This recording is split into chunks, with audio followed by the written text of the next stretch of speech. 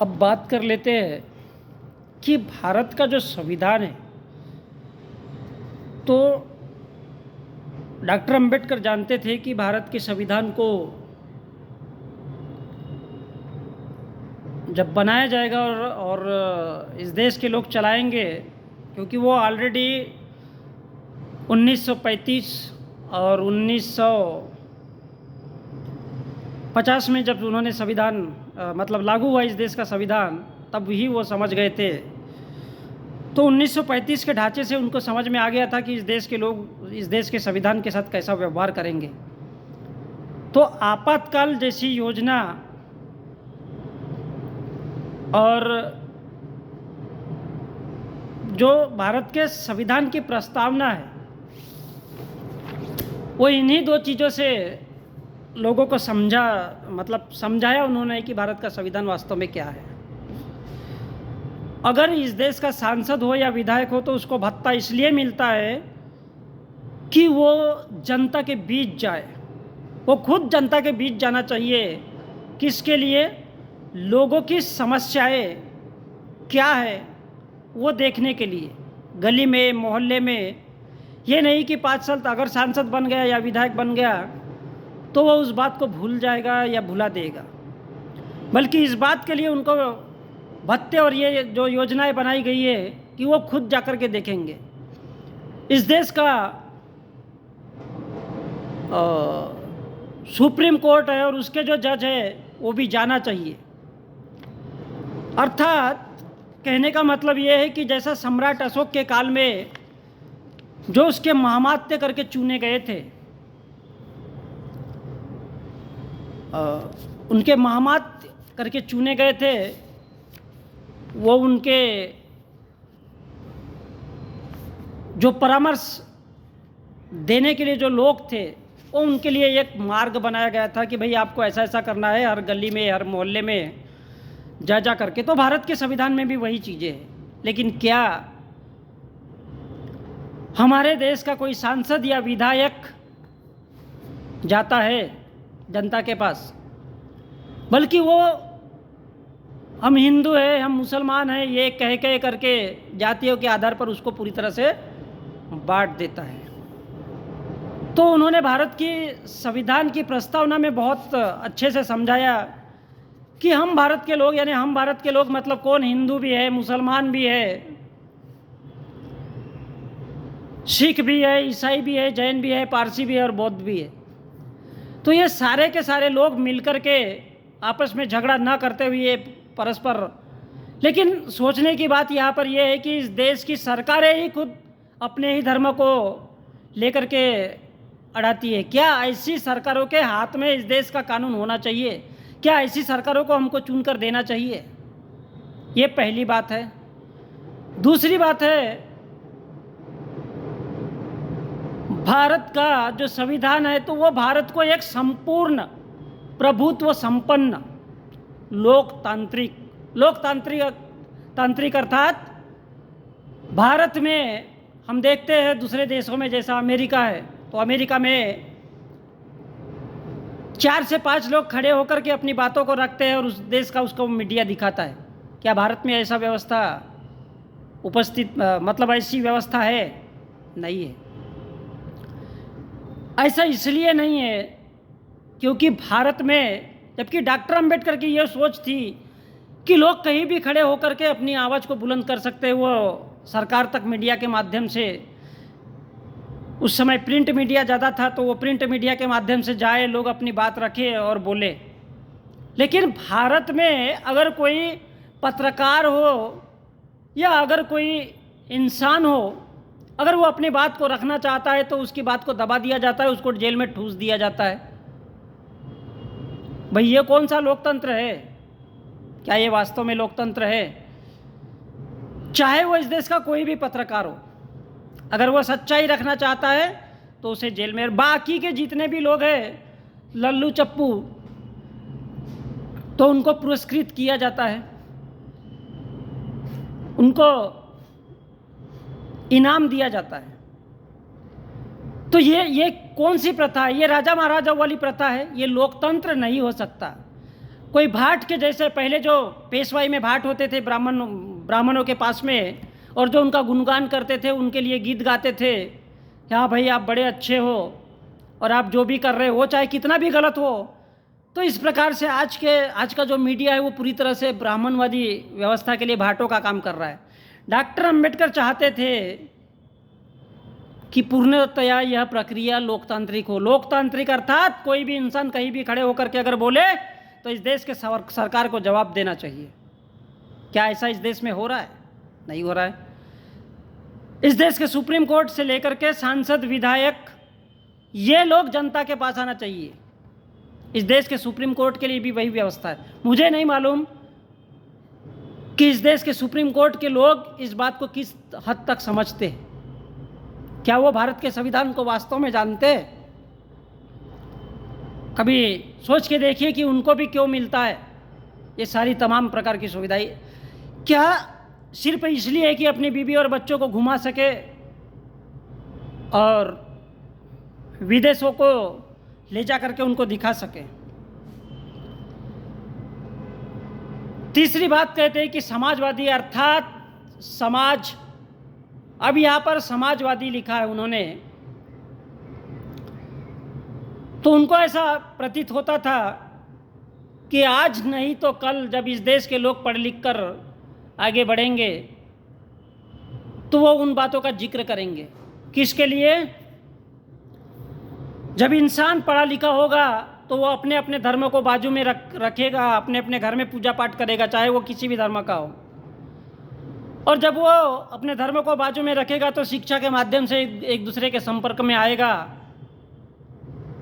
और जब शिक्षा के संपर्क में आएगा तो वह बहुत अच्छे से इस बात को समझ पाएगा, और वह धीरे धीरे, वो किसी भी धर्म के हो सकते हैं, किसी भी जाति के हो सकते हैं, लेकिन वो लोग समाज को बराबरी में लाने का कोशिश करेंगे। वो एक दूसरे से ईर्ष्या, नफरत नहीं करेंगे।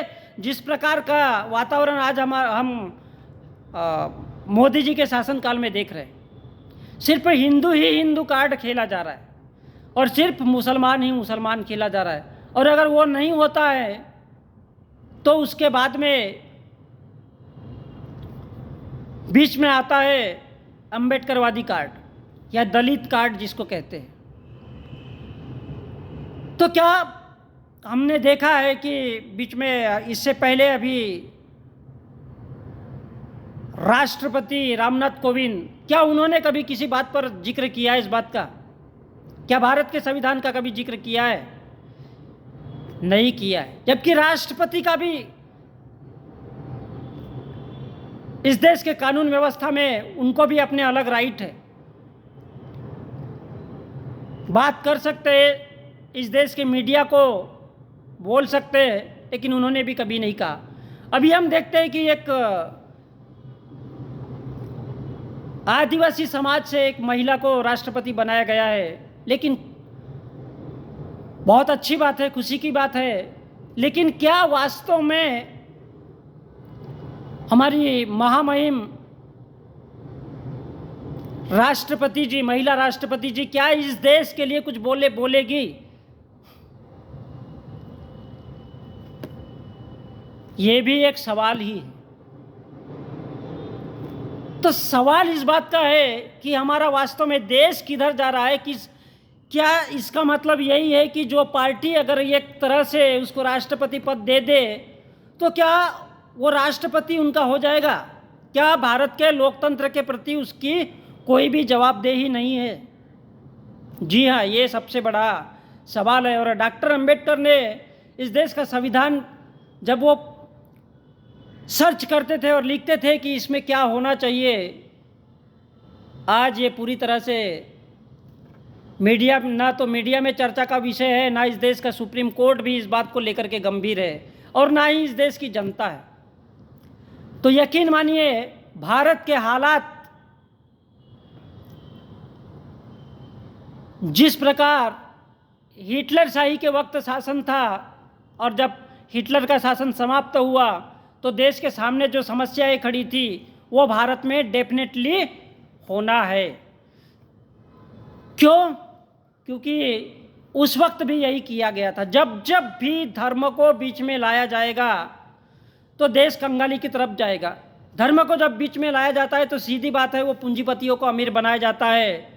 और भारत में ब्राह्मणवाद है, इटली में फांसीवाद था, नाजीवाद था, भारत में ब्राह्मणवाद है, हिंदूवाद है, दोनों भी एक ही चीज़ है। लेकिन उसको छुपाने के लिए हिंदू शब्द को सामने लाया जाता है। लेकिन नाजीवाद और फांसीवाद को तो डॉक्टर अंबेडकर सोचते थे कि सारा समाज आपस में मिलजुल कर रहेगा और शिक्षा की बात होगी और कहीं ना कहीं वो बराबरी होनी चाहिए। और इस प्रकार से भारत का लोकतंत्र, इस प्रकार से देश की जनता आपस में शिक्षा के माध्यम से जुड़ेगी, लोग शिक्षित होंगे, समझेंगे, तो कहीं ना कहीं वो आपस में बराबरी या आपस में मिलजुल कर रहेंगे। और अगर मिलजुल कर रहेंगे तो अपने बेरोजगारी की समस्या पर बात कर सकते हैं और बात करेंगे, आगे बढ़ेंगे। इस देश के किसान, अगर उनकी बातों पर ध्यान दिया जाएगा तो कहीं ना कहीं ये देश बचा रहेगा। इसलिए उन्होंने कहा था, और यदि सभी पर, इस देश का गरीब से लेकर के मिडिल वर्ग के लेकर के इस देश का शासन प्रशासन सभी अगर अपना अपना काम करेगा तभी ये देश एक संपूर्ण प्रभुत्व संपन्न लोकतंत्र बन सकता है, अदरवाइज नहीं। लेकिन आज हम भारत में क्या देख रहे हैं? आज हम भारत में क्या देख रहे हैं? संविधान का कहीं कोई जिक्र नहीं होता। यहाँ तक कि प्रधानमंत्री नरेंद्र मोदी ने, ये बहुत बड़े शर्म की बात है इस देश के लिए कि दुनिया का सबसे बड़ा लोकतंत्र होने के बावजूद भी इस देश के प्रधानमंत्री नरेंद्र मोदी ने एक भी बार कभी लोगों के सामने आकर के बात नहीं किया। वो छुप कर के, बिल्कुल जैसा